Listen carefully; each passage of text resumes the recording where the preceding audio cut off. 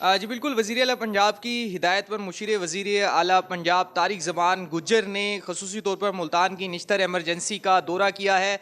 यहाँ पर जो दी जाने वाली जो सेहत की सहूलियात है उनका जायज़ा लिया है, मरीज़ों से भी गुफ्तगू की है, डॉक्टर्स की जानिब से भी जो मुशीर वज़ीर आला पंजाब है उन्हें ब्रीफिंग दी गई है।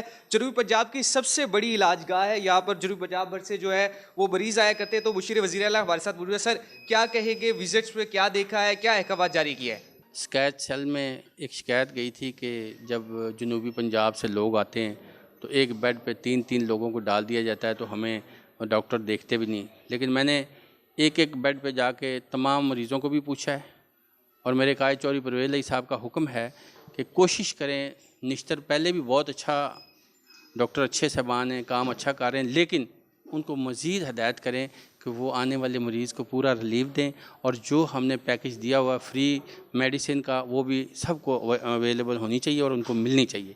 दूसरा, इंशाअल्लाह ताला पंजाब गवर्नमेंट जो भी हॉस्पिटल के लिए चौधरी परवेज़ अली साहब कर सकें वो करेंगे।